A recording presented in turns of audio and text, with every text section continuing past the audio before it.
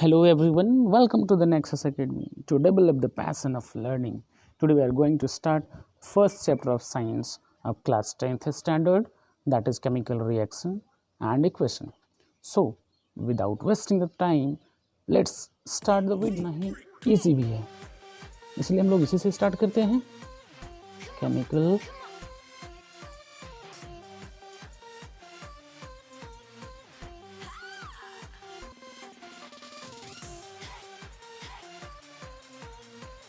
reaction and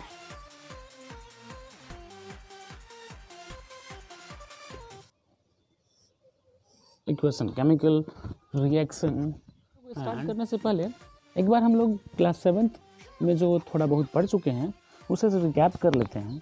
यानी physical change और chemical change class 7th हम लोग पढ़ चुके हैं. फिजिकल चेंज और केमिकल चेंज क्या होता है और उनके बीच में डिफरेंसेस क्या होते हैं. So first of all let us recap what we have learned in class 7. वैसे तो आप सबको पता होगा कि होता क्या है, फिर भी एक बार ना रिकॉल कर लेते हैं ताकि ज़्यादा बेटर हो, जिनको याद ना हो. तो फिजिकल चेंज और केमिकल चेंज में अंतर क्या है? तो केमिकल चेंज वह चेंज होता है, केमिकल चेंज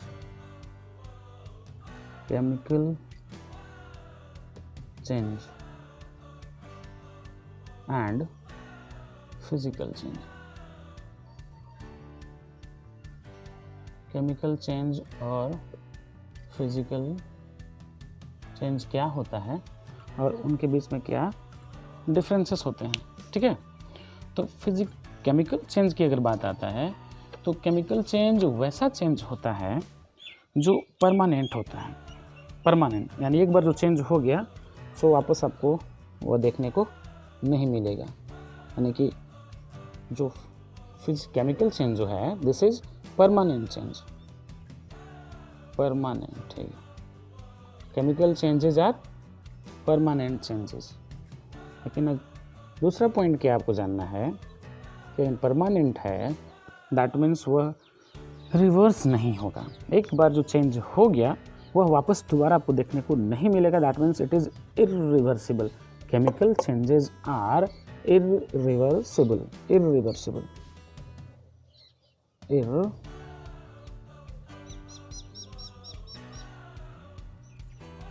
रिवर्सिबल दो चीज़, एक तो परमानेंट है और दूसरा जब परमानेंट है तो यानी इरिवर्सिबल है. और थर्ड जो है, in any chemical change there is formation of some new substance. यानी form, you can simply say that there is always formation of new substance. In any chemical change there is always formation of some new substance. यानी नया चीज़ का बनना आपको दिख सकता है. ठीक इसी प्रकार अगर आप बात करते हैं यहाँ पे फिजिकल चेंज में पॉइंट नंबर 1, तो यानी ये परमानेंट चेंज है. Chemical changes are permanent change, but in physical change you will have to say that it is temporary changes.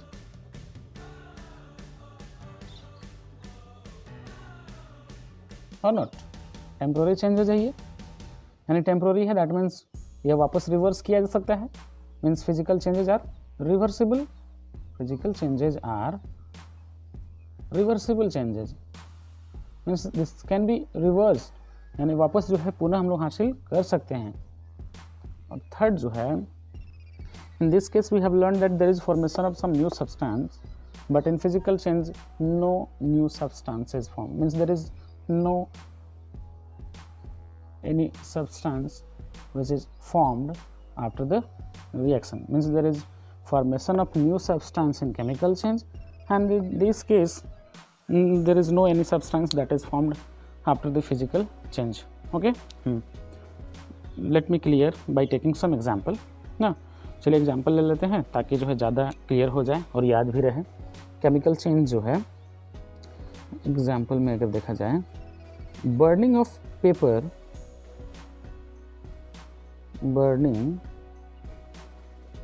Paper, ये जो है बर्निंग ऑफ पेपर क्या है, तो बोलेंगे केमिकल चेंज है. क्योंकि एक बार जब पेपर जल जाएगा आपका तो फिर से आपको जो है पेपर देखने को नहीं मिलेगा, वो बिल्कुल नया चीज़ बन गया होगा, है ना. उसके डाइजेशन ऑफ फूड की अगर बात करें, डाइजेशन ऑफ फूड यानी खाना का डाइजेस्ट होना, पच जाना, digestion of food, this is permanent change, वापस वो रिवर्स नहीं होगा, है ना।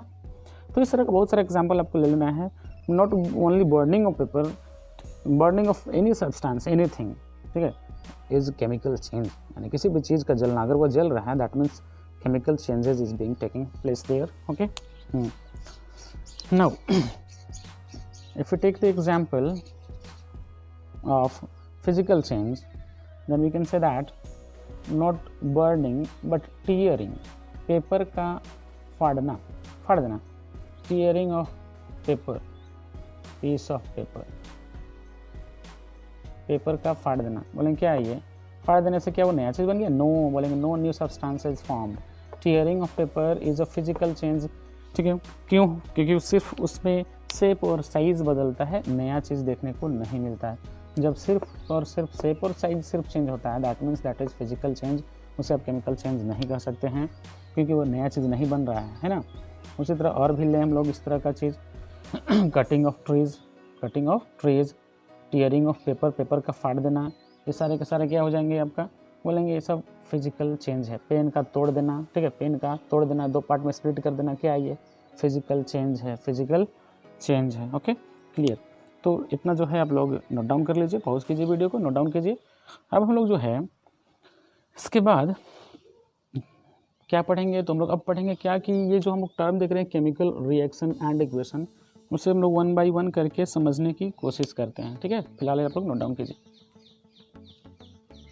केमिकल रिएक्शन एंड इक्वेशन, जो दो टर्म दिख रहा है आपको, उन दोनों टर्म को हम लोग एक एक करके बारी बारी समझने की कोशिश करेंगे। केमिकल रिएक्शन, तो सबसे पहले देखिए केमिकल रिएक्शन,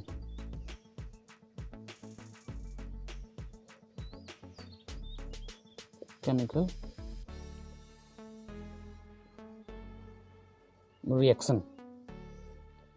तो केमिकल रिएक्शन वैसे देखा जाए तो क्या है, बोलेंगे जो हम लोग अभी डिस्कस किए थे फिजिकल चेंज और केमिकल चेंज, तो अगर कोई भी सब्सटेंस में अगर आपको कुछ केमिकल चेंजेस देखने को मिलता है तो उसी को हम लोग केमिकल रिएक्शन भी कहते हैं।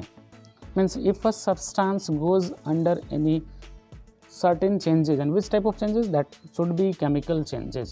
Means if chemical changes occurs, if a chemical changes occurs then that is called chemical reaction. Simply if you have to ना, अगर आप लिखना चाहते हैं तो लिख लीजिए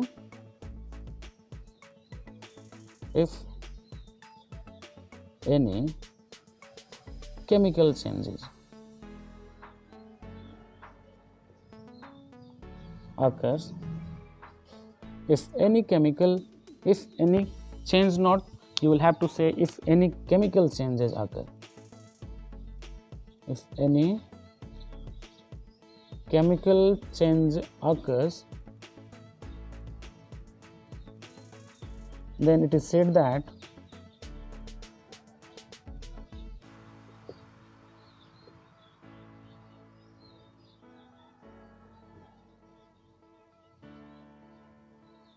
chemical reaction has taken place, said that chemical reaction has taken place। यानी जब कभी कोई भी केमिकल चेंजेस आपको देखने को मिले तो उसी केमिकल चेंज को हम लोग केमिकल रिएक्शन के भी नाम से जानते हैं, ठीक है। दूसरी भाषा में क्या बोल सकते हैं कि if a substance goes under any certain chemical changes, if a substance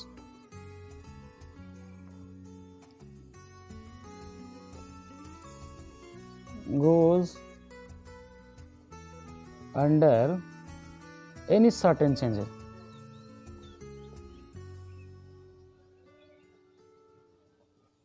और कैसे changes, chemical changes.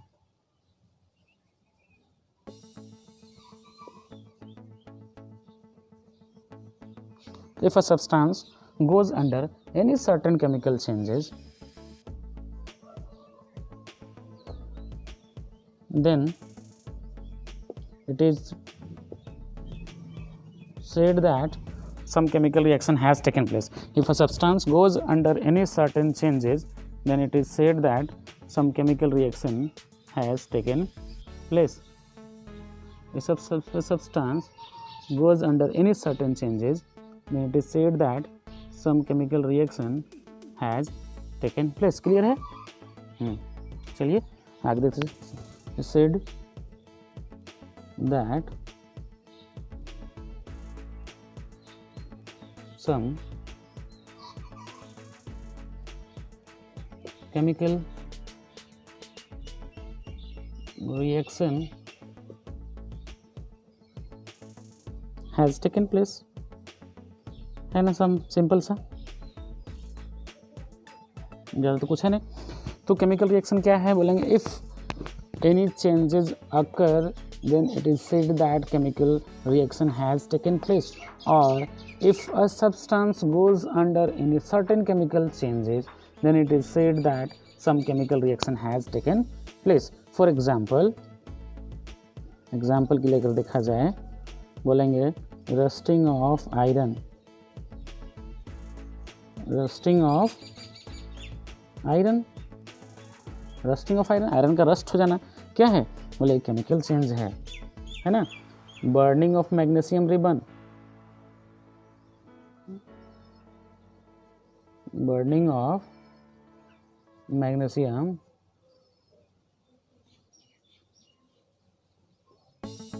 Mg for magnesium, burning of magnesium ribbon. Digestion of food, cooking of food, खाना का पका देना, cooking of food. These all are chemical changes, है ना. चलिए note down कीजिए फटाफट. उसके बाद हम लोग आगे टॉपिक की ओर बढ़ते हैं. जो हम लोग क्या पढ़ेंगे, हम लोग इक्वेशन के बारे में समझेंगे, केमिकल इक्वेशन है क्या. लेकिन उससे पहले एक बार और चीज़ देख लीजिए कि केमिकल रिएक्शन तो समझ में आ चुका होगा. तो केमिकल रिएक्शन जो है उसे कैसे देखकर पता करेंगे कि कोई केमिकल रिएक्शन हुआ है या नहीं हुआ है. Means what are the key factors by which we can identify whether the chemical reaction has taken place or not. So now means how can we observe, कैसे ऑब्जर्व कर सकेंगे हम लोग कि कोई केमिकल रिएक्शन हुआ है या हो रहा है. समझ में आ रही है बात. तो इसे नोट डाउन कीजिए, उसके बाद हम लोग देखते हैं.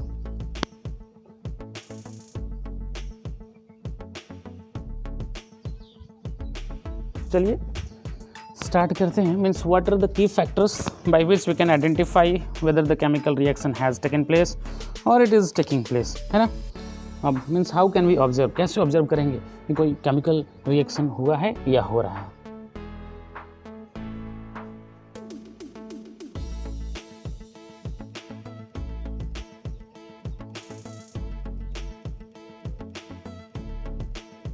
How can we observe any chemical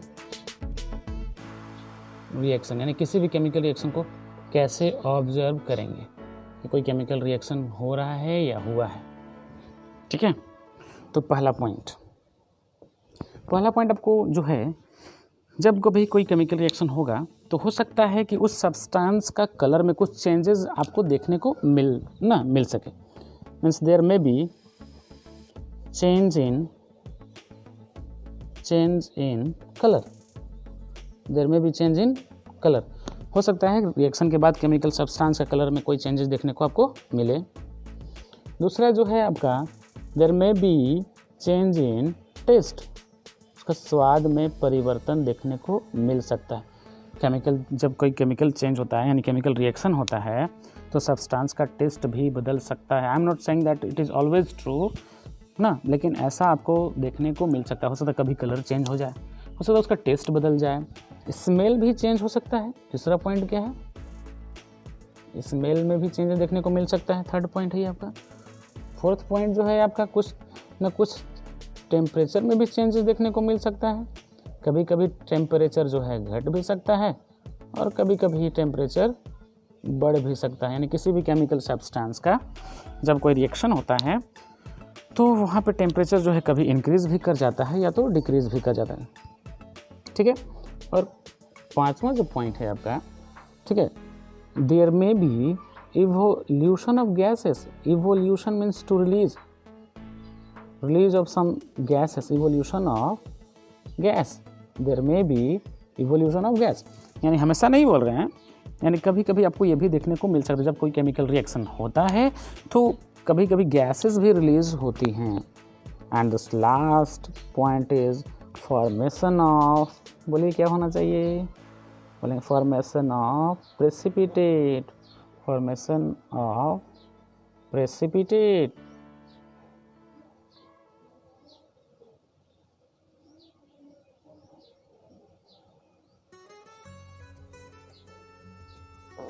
ठीक है, फॉर्मेशन ऑफ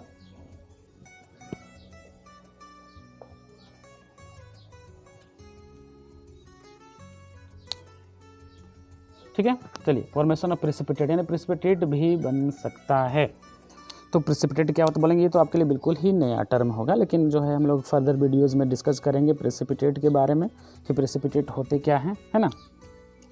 तो बोलेंगे क्या कि जब कोई केमिकल रिएक्शन होता है तो कैसे उसे ऑब्जर्व करेंगे कि केमिकल रिएक्शन हुआ है या हो रहा है.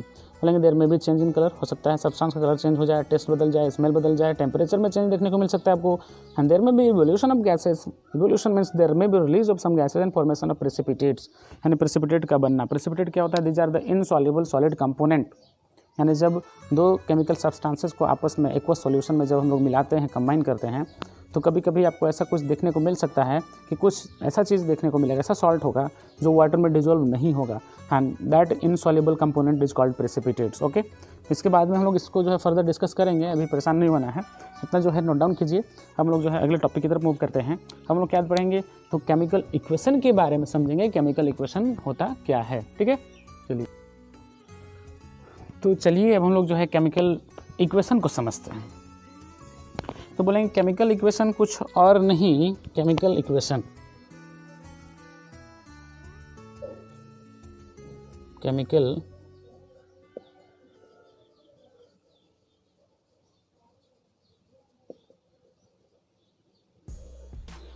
इक्वेशन कुछ और नहीं बल्कि केमिकल रिएक्शन को रिप्रेजेंट करने का बस एक तरीका है. Means chemical reaction is a method of representing the chemical reaction that is taking place. क्या है केमिकल रिएक्शन? केमिकल रिएक्शन यानी केमिकल इक्वेशन क्या है बोलेंगे, it is a method of represent करना.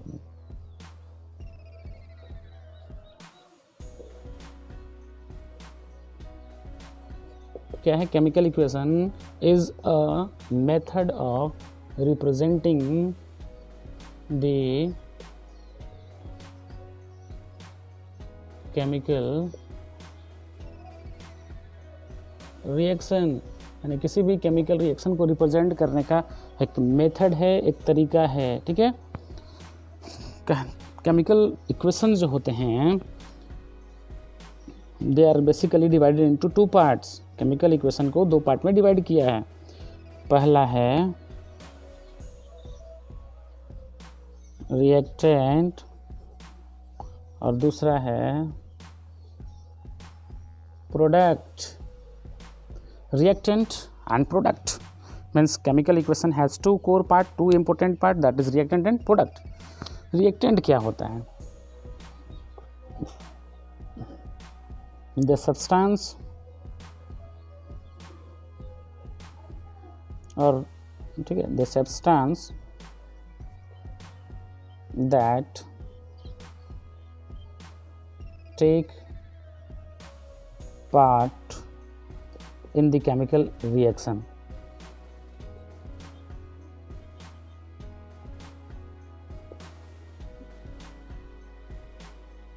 यानी वैसा केमिकल सब्सटेंस या वैसा सब्सटेंस जो रिएक्शन में इन्वॉल्व होता है, जो रिएक्शन में पार्टिसिपेट करता है, उसे हम लोग रिएक्टेंट बोलते हैं. और जब रिएक्शन होने होगा, ठीक है, रिएक्शन होने जब कंप्लीट हो जाएगा उसके बाद जो नया सब्सटेंस का फॉर्मेशन होगा उसे हम लोग बोलते हैं product. Formation of new substance. Product क्या है? Formation of new substance. Formation of new substance is called product। Clear है? तो केमिकल इक्वेशन क्या है बोलेंगे? केमिकल इक्वेशन जो है कुछ और नहीं बल्कि केमिकल रिएक्शन को रिप्रेजेंट करने का बस एक मेथड है, तरीका है। रिएक्टेंट जो इक्वेशन जो है दो पार्ट में डिवाइडेड, रिएक्टेंट है और दूसरा प्रोडक्ट है, रिएक्टेंट एंड प्रोडक्ट। रिएक्टेंट क्या होता है? Reactant are the substance that take part in the chemical reaction and after reaction if there is any substance that is formed then that is called product। formation of new substance is called product। I hope it is clear। ये reactant जो है और product जो है उनको separate करने के लिए हम लोग एक एरो का यूज़ करते हैं। जैसे फॉर एग्जांपल मान लीजिए कि जब कोई कार्बन को बर्न करते हैं, कार्बन को बर्न करते हैं, CARBON, कार्बन को हम लोग बर्न कर दिए। कैसे बर्न हुआ होगा बोलेंगे? Any substance is burn is always burned in presence of oxygen, means oxygen is compulsory for burning of any substance।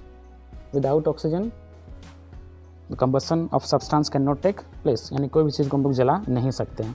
Carbon को जब जलाए हैं ऑक्सीजन के प्रेजेंस में तो क्या बन गया बोलेंगे? कार्बन डाइऑक्साइड बनता है। क्या बनता है? दैट में भी कार्बन मोनोऑक्साइड और dioxide, that depends upon the supply of oxygen. लेकिन वो इतना नहीं देखेंगे अभी। कार्बन को जब बर्न करते हैं ऑक्सीजन के प्रेजेंस में तो कार्बन डाइऑक्साइड का फॉर्मेशन होता है। तो ये कार्बन और ऑक्सीजन जो है बॉस, ये है आपका रिएक्टेंट। ये क्या है? आपका रिएक्टेंट है। और ये कार्बन डाइऑक्साइड जो है दैट इज प्रोडक्ट। ये आपका है रिएक्टेंट और ये दोनों क्या है? रिएक्टेंट। और ये एक चीज़ जो दिख रहा है यहाँ पे क्या दिख रहा है? Product.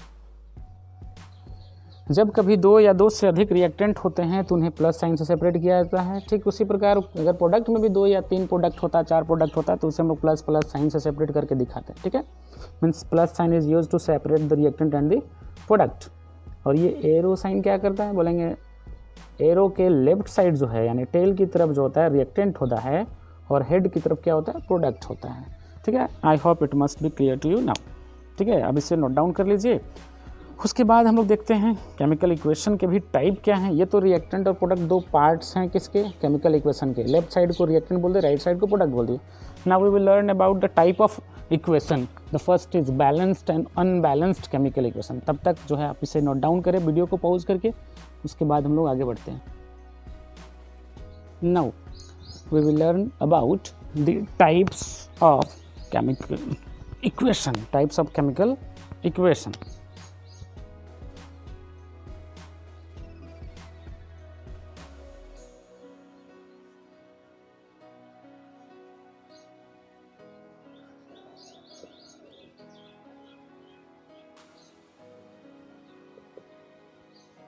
Types of chemical equation. तो पहला टाइप है बॉस आपका balanced chemical equation. Balanced chemical equation है क्या? आखिर सोचते ना, समझिए एक बार। बैलेंस्ड और दूसरा है, ज़्यादा इसमें डिस्कस करने की ज़रूरत नहीं है, बैलेंस और unbalanced chemical equation. Balanced chemical equation वैसा केमिकल इक्वेशन है, सिर्फ एक लाइन समझिए, जो law of conservation of mass को फुलफिल करता है। बैलेंस केमिकल इक्वेशन वैसा केमिकल इक्वेशन होता है जो law of conservation of mass को फुलफिल करता है। Means it fulfil the law of conservation of mass. It satisfies और fulfil the law of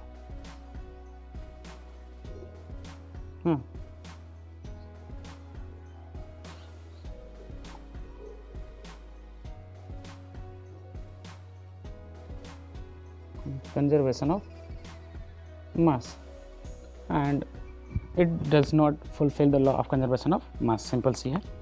balance chemical equation बोलेंगे type of chemical equation that fulfil the law of conservation of mass is called balance chemical equation and the equation which does not fulfil the law of conservation of mass is called unbalanced chemical equation. और law of conservation of mass जो है हम लोग class 9th में पढ़ चुके हैं already कि लॉ ऑफ कंजर्वेशन ऑफ मास होता क्या है। फिर भी एक बार रिकैप के लिए ना एक बार बता देता हूँ। तो law of conservation of mass जो है यह स्टेट करता है, इट स्टेट्स दैट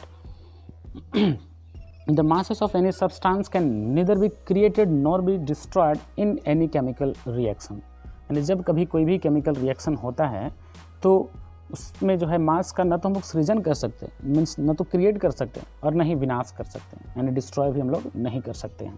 ठीक है, यानी कि रिएक्शन करने से पहले का मास और रिएक्शन करने के बाद का मास दोनों इक्वल होना चाहिए, दोनों सेम होना चाहिए, कोई चेंजेस देखने को नहीं मिलना चाहिए आपको। Means there should not be any changes in mass whether that is before reaction और आफ्टर रिएक्शन। तो कहने का मतलब क्या है कि अगर मान लीजिए हम लोग बोले क्या है कि अगर कार्बन को जला दिए, carbon C for carbon and O2 for oxygen, O2 not O, we will always write O2 for oxygen. तो कार्बन को जब बर्न किए, किसके प्रेजेंस में बर्न होता है? तो ऑक्सीजन के बर्न ना प्रेजेंस में क्या मिलता है हम लोग को? We know that it forms carbon dioxide. तो इसमें पहले पहचानिए कि रिएक्टेंट में जो है क्या क्या एलिमेंट हैं, एलिमेंट ना तत्व। कार्बन एक एलिमेंट है, दूसरा एलिमेंट क्या है? ऑक्सीजन। दो एलिमेंट हैं, there are two different types of element, carbon and oxygen. तो ये दोनों क्या कहलाते हैं? रिएक्टेंट कहलाते हैं। और इस साइड क्या दिख रहा है आपको? कार्बन ऑक्सीजन, कार्बन और ऑक्सीजन, इधर भी वही चीज़ है, कार्बन और ऑक्सीजन। तो रिएक्टेंट में देखिए कार्बन कितना एटम है? बोलेंगे there is 1 atom of carbon and on the product side there is also 1 atom of carbon.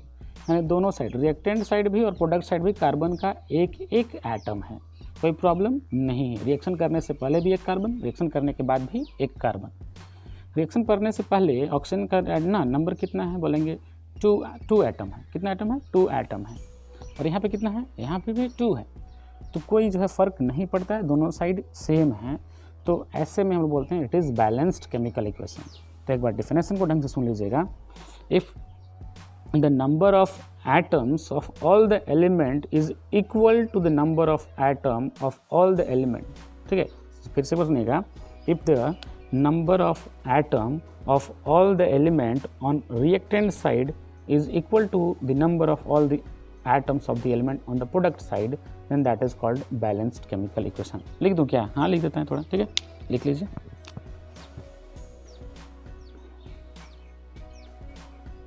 if the number of all the atoms on atoms, if the numbers of atoms, if the number of all, if the number of, let me erase first of all, there is some mistake I think. If the number of atoms of all the element on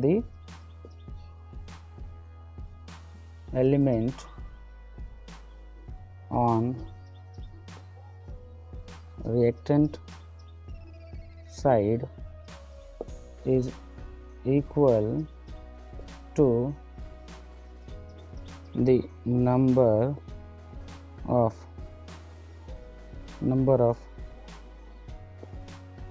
of atom of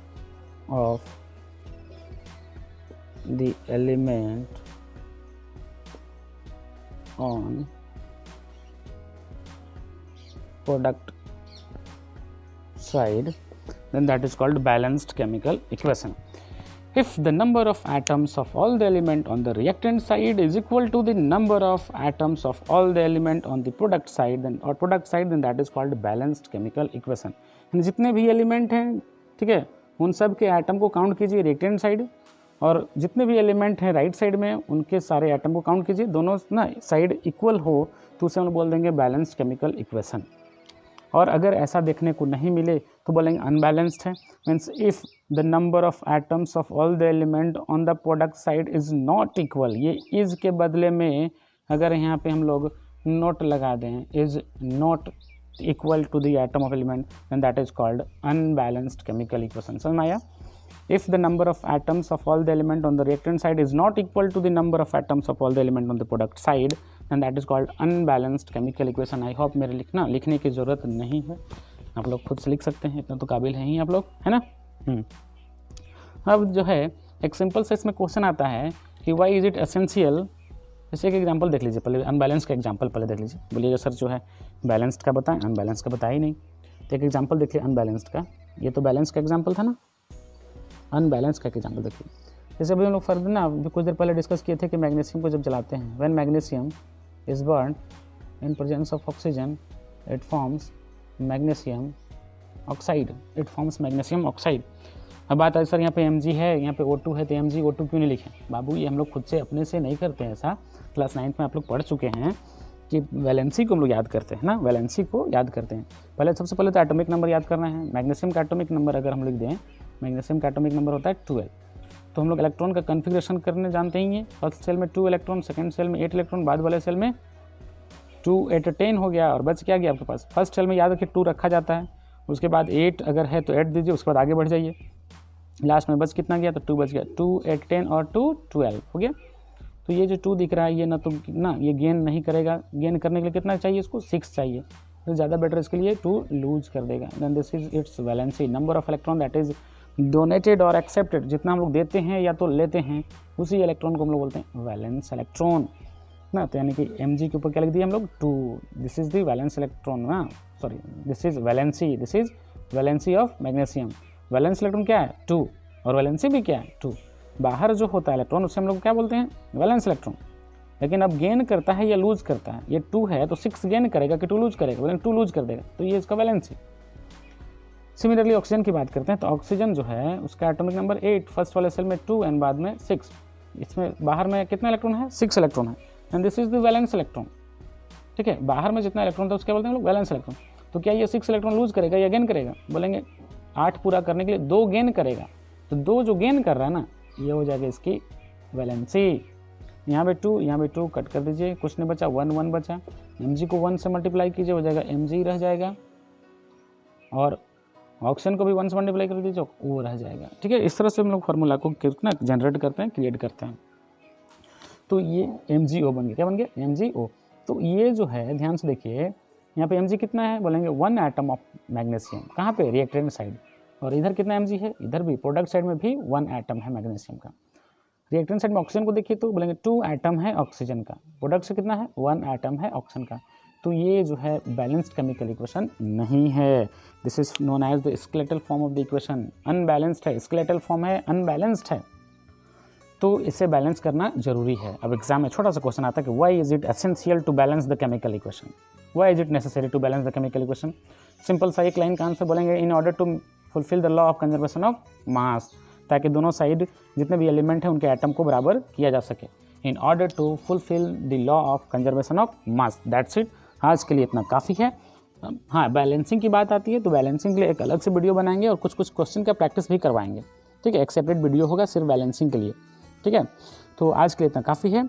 मिलते हैं अगले video में, उसमें लोग discuss करेंगे क्या? तो types of chemical reaction कितने प्रकार के होते हैं।